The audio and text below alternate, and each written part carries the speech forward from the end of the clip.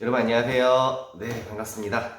오늘은 선생님하고 조선 전기의 대외관계에 대해서 같이 한번 공부하도록 하겠습니다.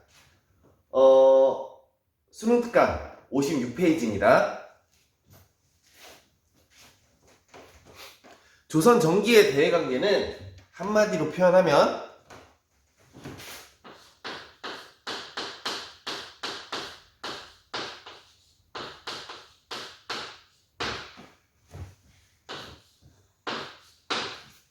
사대 교린이라고 할 수 있어요. 사대 교린이 무슨 뜻일까요? 그거는 선생님하고 수업이 끝난 다음에 선생님이 여러분한테 질문을 한번 해볼게요. 자, 조선 전기에는 조선이 있었고, 그리고 주변국이 명나라, 그리고 여진, 그리고 외, 현재 일본이죠. 이렇게 3국이 있었어요.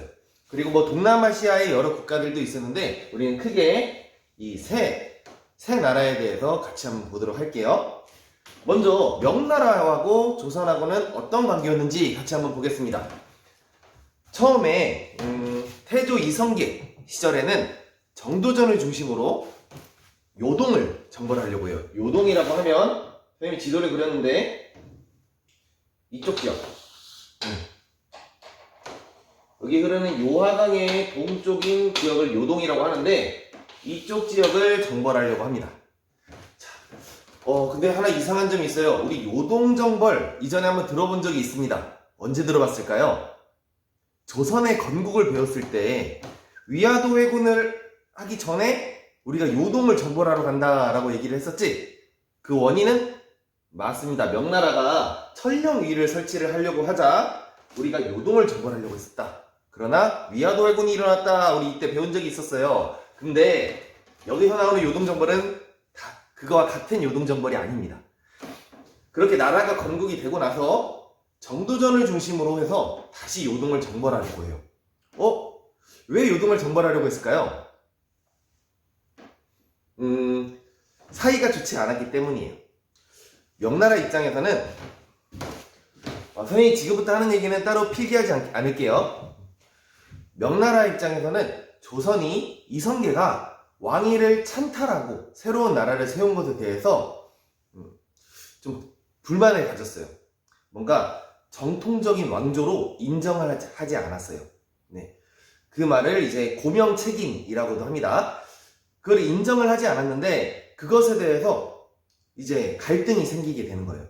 그리고 조선이 명나라에게 보내는 어떤 문서, 표전이라고 하는데 명나라 황제에게 보내는 표전이 말투라고 해야 되나요?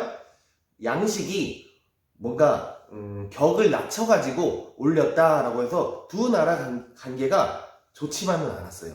그렇게 사이가 좋지 않았기 때문에 정도전은 요동을 정벌하려는 계획을 세웁니다.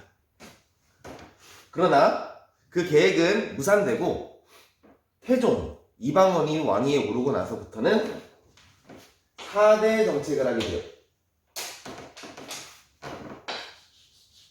4대 정책 매우 중요합니다.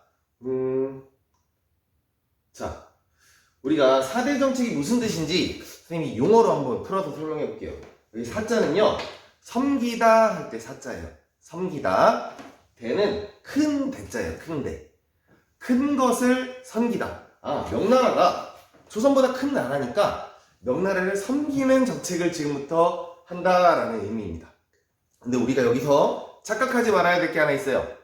4대 정책을 한다고 해서 정신까지 섬기는 것은 아닙니다.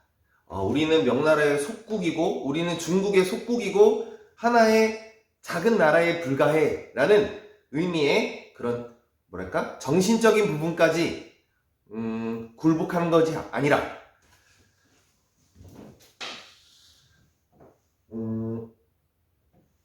정신적인 것까지 굴복한 것이 아니라 실리 외교를 추구했다. 이 말이 뭐냐면 4대 정책 하에 하는 무역을 조공무역이라고 합니다. 조공무역. 우리가 명나라에게 어떤 이제 물건을 이렇게 바치면 갖다 주면 이제 명나라는 그것에 대한 답례로 더 많은 것을 하사하게 돼요. 그렇다면 이것은 우리가 무역적인 측면에서, 외교적인 측면에서 우리나라가 손해를 볼 일이 전혀 없다는 것이죠. 이러한 외교 관계를 실리 외교라고 해요. 음이탈이 나네. 실리 외교라고 합니다. 우리는 실리적인 외교 방식을 취했다. 4대 정책이라고 해서 정신적인 부분까지 굴복한 것은 아니다 라는 것을 분명하게 알고 넘어갔으면 좋겠습니다. 자, 우리 지금까지 명나라와의 관계에 대해서 같이 공부를 했어요. 다음으로 여진족과의 관계에 대해서 같이 한번 공부를 해볼게요. 우리 여진족 고려시대 때도 배운 적이 있었죠. 윤관 기억나나요? 네. 그리고 별무반 기억나요? 별무반을 설치해서, 그렇죠, 동북 구성을 설치를 하였다라고 얘기를 했었어요. 여진족을 정벌을 했었고, 시간이 지나면서 여진족이 금나라를 세우면서 우리나라 안에서 금나라에게 사대하는, 금에 사대하는 정책을 했었다라고 했었죠. 자, 왜 사대를 했었냐면 금나라가 그만큼 강성했기 때문이죠. 네. 근데 금나라는요, 시간이 지나면 멸망하게 돼요. 명나라 이전에 원나라가 있었는데 원나라에 의해서 금이 멸망하게 되고 남은 여진 무리들은 힘이 상당히 약해진 상태였어요. 이 당시에 힘이 약해진 상태의 여진족과 조선과의 관계는 어땠는지 같이 보도록 할게요. 자, 대표적으로 여진과의 관계는 교린 정책을 취했다라고 할 수 있습니다. 4대 정책에 의해서 이번에 교린 정책은 뭘까요?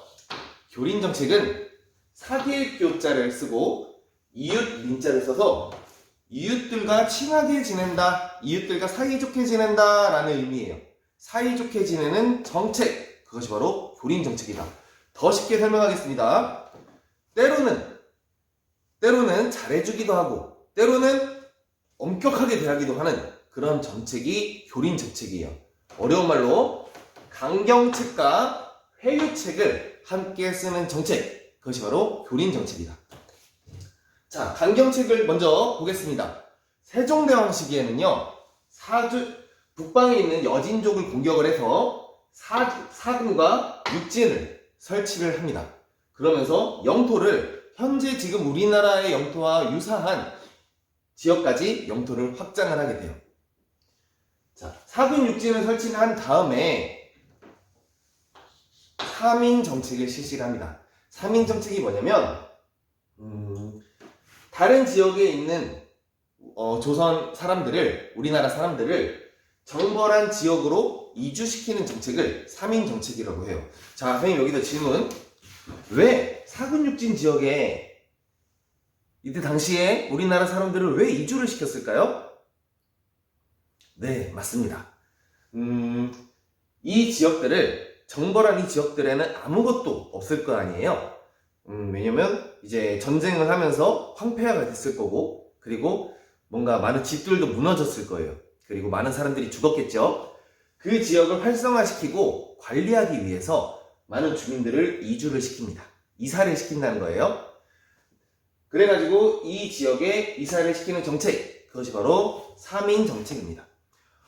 처음에는요, 세종대왕 때 여기를 정복하고 처음에는 여기 언저리, 평안도, 함경도 이 지역 언저리에 있는 그 주민들이 이주를 시켰는데 세조 시기부터는 이 남쪽에 있는 충청도, 전라도, 경상도 이 지역 사람들까지 이주를 시켜요. 충청도, 전라도, 경상도를 묶어서 하삼도라고도 합니다. 자, 지금까지 여진과의 강경책에 대해서 같이 공부를 했어요. 그렇다면 여진족과 어떻게 여진족을 회유를 했는지 같이 한번 보도록 하겠습니다. 자, 먼저 회유책으로 첫째로는 귀순 정책을 취했어요.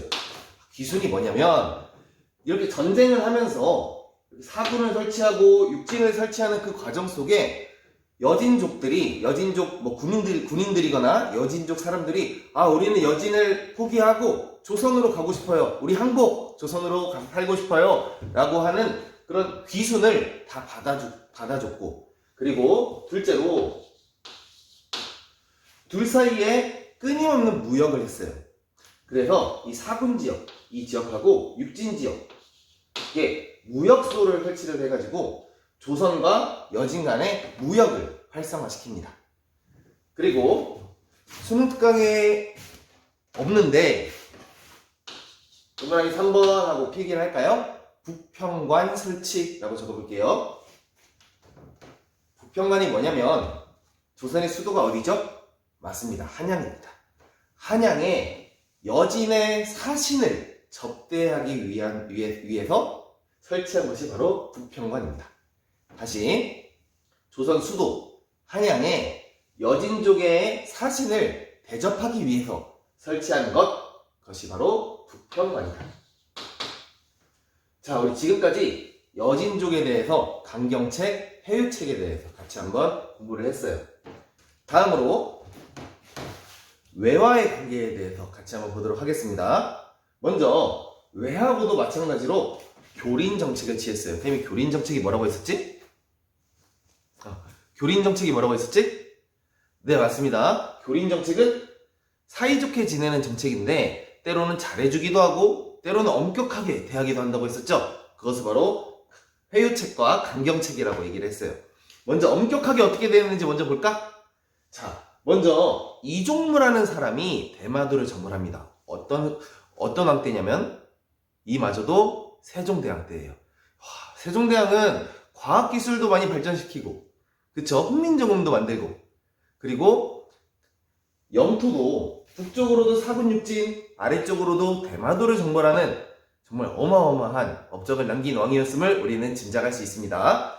자, 강경책으로는 이종무라는 사람이 대마도를 정벌한다. 그리고 회유책으로는 우리 여진족하고 무역소를 설치해서 서로 무역을 교류를 했었다고 했었죠. 무역을 했는데 외하고도 마찬가지로 무역을 합니다. 무역을 하는데 바다가 있어요. 그쵸? 바다가 있어서 항구가 필요해요. 그쵸? 그래서 3개의 항구를 열어줍니다. 그것을 바로 삼포개항이라고 합니다. 그래서 하나 칠까? 삼포개항. 그래서 3개의 항구가 어떻게 되느냐? 첫째, 부산포. 그리고 둘째, 염포. 염포는 지금으로 말하면 울산 지역을 말해요. 그리고 마지막으로 제포. 제포는 지금으로 말하면 창원, 진해, 약간 그쪽을 말합니다. 다른 말로 내이포라고도 하는데 부산포, 염포, 제포로 기억하면 좋을 것 같습니다. 수능 특강에 없으니 필기하도록 할게요. 자, 우리 지금까지 명나라, 여진, 외화의 관계에 대해서 같이 한번 공부를 했어요. 그리고 이 외에 동남아시아하고도 교류를 했는데 선생님이 공간이 없어서 같이 책을 보고 같이 보도록 하겠습니다. 자, 일본 및 동남아시아의 관계. 말이 꼬이네요. 자, 이 동그라미 이번에 기타 부분 볼까요? 유구 첫 번째 보이나요? 유구의 별표 하나 치자. 유구 다른 말로 류큐라는 지역은요, 지금으로 말하면 오키나와입니다. 오키나와. 스포츠 좋아하는 친구들은 우리나라에 있는 그 운동 선수들이 겨울이 되면은 해외로 전지훈련을 나가는데 오키나와, 따뜻한 지역인 오키나와로 전지훈련을 많이 가는 걸 알 수 있습니다. 그리고 오키나와 하면 또 뭐가 떠오르지? 여행도 많이 가지 않나요, 오키나와? 네, 그렇습니다. 오키나와 위치는 이 공간이 좀 이쪽 되는데, 이쪽에 이렇게 약간 섬으로 돼 있다. 오키나와라는 섬은 조선하고 일본하고 밑에 쪽, 이쪽에 있습니다. 네, 지금은 일본의 영토입니다. 류큐 지역에는 우리나라가 조선이 뭔가 많은 이제 유교 학문도 전파하고요. 그리고 불교 또한 진흥을 시킵니다. 그래서 조선하고도 류큐하고는 많은 교류가 있었다. 그리고 시암, 자와 이런 나라들도 보이는데 이런 게 있구나 라고 이해하면 되겠습니다. 이 중에는 류큐 정도 체크를 하면 될 것 같아요. 자, 오늘 선생님하고 같이 조선의 대외관계에 대해서 공부를 했습니다. 선생님이 사실 전 시간의 영상이 40분이 넘었어요. 그런데 그 전에도 40분이 넘었어요. 아, 그래, 편집을 하면서 원격 수업 듣는 학생들이 힘들겠다. 다음 주에는 좀 짧게 찍어보자 했는데 너무 짧은 것 같기도 한데, 네, 한번 복습 한번 하고 마치도록 하겠습니다. 자, 조선의 대외 관계는요, 먼저 명나라와의 관계에 대해서 보도록 할게요. 명나라의 관계는 처음에는 요동을 정벌하려는 그런 요동을 정벌하려고도 했었다. 왜냐면 관계가 좋지 않았기 때문에. 그러면서 시간이 지나면서 4대 정책을 취하게 됐었다. 이거는 꼭 무조건적으로 섬기는 정책이라고 해서 무조건 정신적인 부분까지 섬기는 것은 아니다. 자, 그것은 조공무역을 실시함으로써 실리적인 외교를 하는 것이다. 실리외교라고 했습니다. 선생님이 빨간색으로 표시한 부분은 교과서의 별표, 수능 특강에 별표 표시하면서 보도록 할게요. 네, 실리외교라는 단어가 보이네요. 별표 치도록 할게요. 그리고 4대 정책에도 별표를 치도록 하겠습니다. 자, 그리고 여진과 외와의 관계는요, 무슨 정책? 교린정책이라고 했어요. 교린정책은 강경책과 회유책을 함께하는 것이다. 먼저 여진과의 관계에서 강경책으로는요, 사군육진을 세우게 됩니다. 자, 어떤 황태죠? 맞습니다. 세종대왕 때 여진을 공격해서 사군과 육진을 세웁니다. 아, 선생님 하나 깜빡했어요. 사군 지역을 정복한 사람이 있었어요. 필기 한번 하자. 사군 옆에 최윤덕이라는 장군을 시켜서 정벌을 시킵니다. 그리고 육진 지역에는 김종서라는 사람을 파견을 해요. 김종서. 사군은 최윤덕, 그리고 육진은 김종서가 토벌을 하면서 세우게 되는 것이 바로 사군 육진입니다. 자, 그러면서 사군 육진 지역에 우리나라에 있는 사람들을 이주를 시켰어요. 그것이 바로 3인 정책입니다. 처음에는 이 근방에 있는 사람들을 이주를 시켰는데 나중에는 하삼도, 충청도, 전라도, 경상도에 있는 주민들까지 이주를 시켰습니다. 자, 그리고 회유책으로는요, 이렇게 전쟁을 하면서 여진을 포기하고 조선으로 이제 오겠다는 귀순자들을 허용을 하였고, 그리고 사군 육진 지역에 무역소를 설치함으로써 두 나라가 서로 무역을 하였다. 그리고 여진의 사신이 조선에 올 수 있도록, 조선에 왔을 때 그들이 편하게 지낼 수 있도록 사신을 대접하는 북평관을 설치를 하였습니다. 자, 외와의 관계를 보겠습니다. 외와의 관계는 세종대왕 때 역시 이종무라는 사람을 파견해서 대마도를 정벌을 합니다. 그리고 시간이 지나면서 외가 우리나라와의 무역을 하기 위해 요구를 하자 우리나라 때, 그것도 세종대왕 때 세계의 항구를 개항을 해요. 그것이 바로 삼포개항이다. 삼포는 부산포, 영포, 제포가 있습니다. 자, 그리고 동남아시아 국가들, 기타 여러 나라들과도 하는데 그 중에 선생님이 하나는 기억하라 그랬다. 류큐하고의 관계는 기억을 하라고 했습니다. 자, 류큐하고는 우리가 유학을 전파하기도 하고 불교도 전파를 했었다고 이야기를 했어요. 자, 오늘은 조선의 전기의 대관계에 대해서 같이 공부를 했습니다. 다음 시간에는 임진왜란에 대해서 같이 공부를 할게요. 너무 빠른데? 네, 여기서 마치겠습니다. 안녕.